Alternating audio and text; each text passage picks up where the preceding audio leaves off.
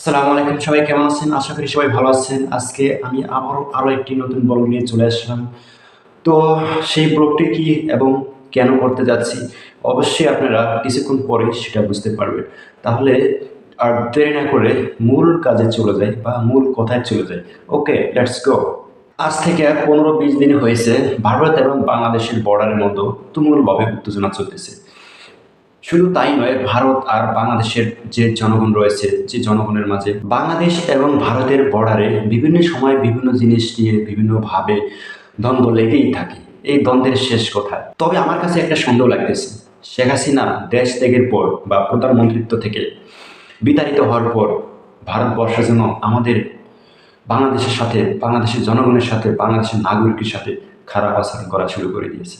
আর বাংলাদেশের জনগণ, বাংলাদেশের নাগরিক সেই প্রশ্নের জবাব দিতে মরিয়া এবং প্রস্তুত। ভারতের বর্ডার গার্ড বিএসএফ ভারতের বাংলাদেশের এক একটি সময় এক একটি জায়গায় এক একটি সীমান্তে তারা আক্রমণ চালাতে থাকে। কখনো ময়মনসিংহ, কখনো ফেনী, কখনো চাঁপাইনবাবগঞ্জ, কখনো বিভিন্ন জায়গায় বাংলাদেশের কখনো পাবনা। বাংলাদেশের প্রতিটা সীমান্ত জুড়েই ভারত আক্রমণ চালাচ্ছে প্রতিনিয়ত। আর সেই আক্রমণের প্রতিনিয়ত সূত্র হচ্ছে জমি নিয়ে, জায়গা নিয়ে, জিরো পয়েন্ট নিয়ে। আর সেখানেই শুরু হয় গোলাগুলি, মারামারি। শুধু তাই নয়, মাঝে মাঝে দেখা যায় ভারতের জনগণ বাংলাদেশে গরু বিক্রি করার সময় উভয় পক্ষই ধরা খায়, আর সেখানে একটা গন্ডগোল হয়, অনেক ধরাধরি হাতাহাতি হয়ে যায়। আসলে ভারত কি চাচ্ছে, ভারতের বিএসএফ বর্ডার গার্ড কি চাচ্ছে, সেটাও আসলে বুঝতে পারতেছি না। ভারতের এক নেতা, নাম হচ্ছে শুভেন্দ্রনাথ। উনি বলেছে বাংলাদেশকে উড়িয়ে দেবে মাত্র 2-3 মিনিটের ভিতরে। 2 দিন না, 3 দিন না, 4 দিন না, 5 দিন না, 2 মাস না, 2 থেকে 3 দিনের ভিতরে, 2 থেকে 3 মিনিটের ভিতরে বাংলাদেশ উড়িয়ে দেবে, বাংলাদেশকে দখল করে নেবে। শুধু তাই নয়, শুধু এখানেই সে থেমে নয়, সে আরও বলেছে মাত্র 4টি ড্রোনই যথেষ্ট বাংলাদেশকে উড়িয়ে দেওয়ার জন্য। কই, তোমার 4টি ড্রোন কোথায়? আর তোমার 4 দিন কোথায়? কই, কিছুই তো করতে পারলে না, পারবেও না। সুমন্দ্রনাথ, তোমরা তো গরুর গোবর খাও, গরুর গুয়ের মূত্র খাও, তাহলে কিভাবে পারবা? গরুর কলিজা খাওয়া, গরুর গোস্ত খাওয়া লোকদের সাথে লড়াই করতে? কিভাবে সম্ভব? কখনোই না, কখনোই তোমরা পারবা না। আলহামদুলিল্লাহ, আমাদের ইমানের জোর আছে। আলহামদুলিল্লাহ, আল্লাহ আমাদের সাথে আছে। তোমরা কখনই পারবা না, ইনশাআল্লাহ বলে দিলাম। তোমরা গরুর গু খাইছো, গরুর মুখ খাইছো, এগুলো খেয়েই যাবে। তোমাদের বুদ্ধি ওই পর্যন্তই, ঠিক আছে? তোমাদের বুদ্ধি আমাদের গরু খাওয়া, গরুর কলিজা খাওয়া লোকের মতো বুদ্ধি হইতে পারে না। তোমরা তো চাও খুব সহজেই জিতা যেতে, ঠিক আছে? তোমরা তো ভীতু, ভয় পাও। কেন বলছি জানো? তোমরা তো রাতের অন্ধকারে ঘুমন্ত জাতির উপর, ঘুমন্ত বাংলাদেশি নাগরিকের উপর আক্রমণ চালাও। ঘুমন্ত বাংলাদেশি নাগরিকের উপর, ঘুমন্ত সীমান্তবাসীর উপর আক্রমণ চালাও। তোমরা যুদ্ধ না করেই যুদ্ধে জিতে চাও, এটা কখনোই সম্ভব না। আর বাংলাদেশ বর্ডার বিজিবি এবং বাংলাদেশি যে সীমান্তবাসী যারা আছে, এরা সবসময় সজাগ, ইনশাআল্লাহ। আপনি ইতিমধ্যে দেখেই ফেলেছেন, কারো হাতে দাও, কাশি, ছুরি, কারো হাতে বোমা, এসব নিয়ে কিন্তু সবাই রেডি আছে, প্রস্তুত আছে। এত সহজে ছেড়ে দেওয়া যাবে না, আর ছাড় পাবেও না। তোমরা কি মনে করছো? হ্যাঁ, এত সোজা, এত সোজা বাংলাদেশকে মানে ভয় দেখার? আমরা ভয় পাই না, ভয় পাই না। অনেক চেষ্টা করছি ভয় পাওয়ার জন্য, কিন্তু ভয় পাই না, ভয় পাই না। এটা সে আগের বাংলাদেশ নয়, 16 বছর আগের বাংলাদেশ নয়, এটা 16 বছর পরের বাংলাদেশ। কি ভাবছো শেখ হাসিনা কি আছে এখনো? নেই, শেখ হাসিনা নেই। তাহলে কিভাবে ভাবছো বাংলাদেশকে তুমি খুব সহজেই ছিনিয়ে নিবে, বাংলাদেশকে খুব সহজেই তুমি তোমার করে নিবে? কিভাবে ভাবছো? কি মনে করছো? সম্ভব না। এটা আগের বাংলাদেশ নেই, আগের বিজিবি নেই, আগে সেই জনগণও নেই। এখন চোখে চোখ রেখে কথা বলবে জনগণ, চোখে চোখ রেখে কথা বলবে বাংলাদেশি প্রতিটা লোক। মনে রাখবে, ভোরের কুয়াশায় ভেজা অন্ধকারে বিএসএফ বাংলাদেশে ঢুকে পড়েছে অলরেডি। ঢুকে গিয়ে আম গাছ, জাম গাছ, কাঁঠাল গাছ, বড়ি গাছ, এগুলোকে কেটে ফেলেছে অনেকগুলো। বাংলাদেশের জনগণ, বাংলাদেশের নাগরিক খবর পেয়ে বিএসএফকে খোঁজ দেয়, খবর লাগে, এবং তারা সবাই মিলে এসে সেটা প্রতিহত করে এবং তাদেরকে তাড়িয়ে দিতে সক্ষম হয়।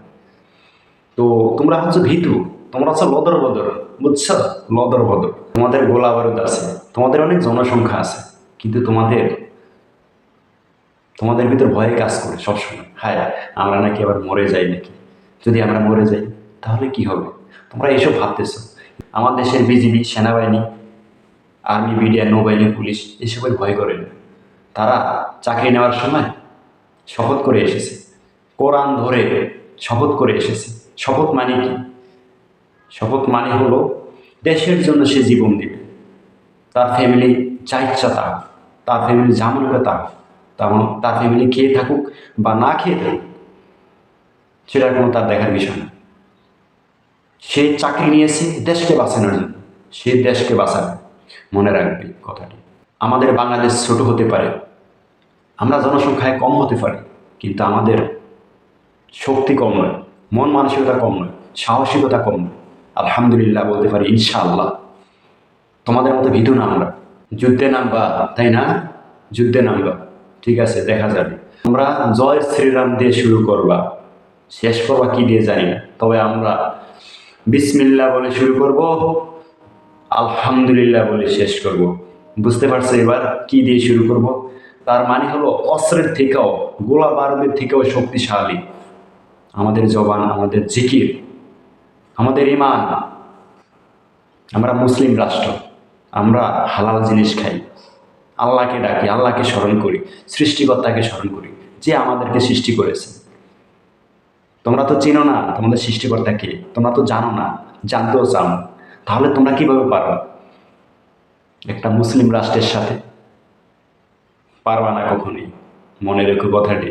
ধরো তোমাদের 1 কোটি সৈনিক আছে বা বিএসএফ আছে, আর আমাদের সামান্য 20 কোটি কৃষক জনগণ, সাধারণ জনগণ তোমাদের সাথে লড়বে। তাদের সাথে কিন্তু অস্ত্র নাই, তাদের সাথে আছে শুধু বাঁশের লাঠি, কাস্তে ছুরি, দাও বটি। আর তোমাদের আছে গোলা বারুদ আর গুলি, বোমা, মিসাইল, ঠিক আছে? তারপরেও তোমরা পারবা না এই বাংলার বাঙালি জাতির সাথে, মুসলিম রাষ্ট্রের সাথে। টাক্কা দিতে এসো না, বেশি চাপাবাজি করো না, চাপাবাজি করো না, চাপাবাজি করলে ধরা খেয়ে যাবে, বেশি দিন টিকতে পারবা না, ঠিক আছে? আমাদের বাংলাদেশকে অস্থিতিশীল করার চেষ্টা করতেছ, আমাদের বাংলাদেশকে ভাগ করার চেষ্টা করতেছ। আরে তোমরাই তো ভাগ হয়ে যাইবা, শুধু 1 ভাগ না, 17 ভাগ 18 ভাগ হয়ে যাইবা। কি ভাবছো তোমরা আমাদের সাথে লড়তে যাবা? তোমাদের সাথে আরো 10টি দেশ লড়বে, ছিন্ন ভিন্ন করে দেবে। এত সোজা নয়। ওই যে আমাদের দেশের এই বলতে গেলে আর কি জন্মগতভাবে প্রতিবন্ধী, আমার গোয়া, আমার পুটকি এত নরম না, আমার পুটকি দিয়ে জীবনও পা দাইতো না। কি মনে করছো সে যদি এই কথা বলতে পারে একজন নর্মাল মানুষ হয়, অ্যাবনর্মাল মানুষ হয়, তাহলে আমরা যারা সবল আছে আলহামদুলিল্লাহ, শুকরিয়া আল্লাহর দরবারে, আমরা কি বলতে পারি? ওই যে আরেকজন আছে সাংবাদিক, ময়ূরপঙ্খী, কি জানো ময়ূরপঙ্খী নাকি, ময়ূর রঞ্জন দাস। আরে শালা, পাদে ঠাস ঠাস। ওইটা তো একটা ব্যাককেল, গাদা, বলদ, গোবর খায়, মাথায় গু আছে, গোবর আছে কতগুলি, সবসময় খালি মানে ওই দুর্নাম ছড়ায় বাংলাদেশের এরিয়া, সবসময় খালি আজে বাজে কথা বলে। ও গাঞ্জা খাইছে মনে হয় একটা। ওই তাদের দেশের এক হুজুর আছে, ওয়াজ মাহফিল করে, উনি নিজেও বলছে ও একটা গাঞ্জা খায়, কুকুর রঞ্জন। ওকে আমি ময়ূর রঞ্জন বলবো না, কুকুর রঞ্জন, ওর নাম রেখেছি কুকুর রঞ্জন। আর বাংলাদেশি ওই এক ভাই রাখছে ওই দিকে মলম বিক্রেতা, ঠিক আছে? সবসময় খালি ভুয়া সংবাদ ছড়ায়। আরে ভুয়া সংবাদ দিয়ে কি কিচ্ছু হইব? ভুয়া সংবাদ দিয়ে কি বাংলাদেশকে কি পরাজিত করতে পারবা, নাকি নিজে জয় হইতে পারবা? মিথ্যে কখনো জয় হয় না, সত্যের জয় হবে ইনশাআল্লাহ, সত্যের জয়ই হবে। এটা চিরন্তন সত্য, ইউনিভার্সাল ট্রুথ, ইউনিভার্সাল ট্রুথ। তোমাদের যদি 100 বিএসএফ হয়, আমাদের 20টা বিজিবি লাগিয়ে দেব, আমাদের 20টা বিজিবি ভাইকে লাগিয়ে দেব। তোমরা একটাও এখান থেকে হাত পানি জীবন নিয়ে যাইতে পারবে না, আলহামদুলিল্লাহ বলতে পারি। এরকম কয়েকবার হয়েছে, এরকম কয়েকবার হয়েছে, একবার না, দুইবার না, কয়েকবার। 2007 সালে একবার, 2000 সনে একবার, 2010 সালে হয়তো হয়েছে মনে হয়, আমার যতটুকু সম্ভব। এত সহজ না, আমার পুটকি দিয়া এত সহজে পা দাইতো না, আমার পুটকি এত নরম। কি ভাবছেন আমাদেরকে? আপনি জানেন আমাদের দেশে আরও একজন নেতা ছাড়া পেয়েছেন। উনি একটা সময় ভারতের আতঙ্কের কারণ হয়ে দাঁড়াতেন, আতঙ্ক ছড়াতেন ভারতে। সেই লুৎফুজ্জামান আবারও ছাড়া পেয়েছেন। আপনাদেরকে ছেড়ে দেওয়া যাবে না, 1 ইঞ্চিও ছাড় দেব না ইনশাআল্লাহ। মনে রাখবেন কথাটি। সে ইতিমধ্যে ছাড়া পেয়েছেন দীর্ঘ 17 বছর পর। এই জন্যই নরেন্দ্র মোদী আরও আতঙ্কে আছেন, ভয়ে আছেন, কি না হয় আল্লাহই জানে। সেই লুৎফর জামান বাবর একাই 100 ছিলেন, তিনি একাই ভারতকে দৌড়ানোর উপর রাখতেন। সেই এমন একজন ব্যক্তি, তার নাম শুনেও ভারত ভয়ে কাঁপতেন এবং সে আবারও 17 বছর পর আবারও সে মুক্তি লাভ করেছেন। এবার আবারও খেলা হবে ভারতের সাথে।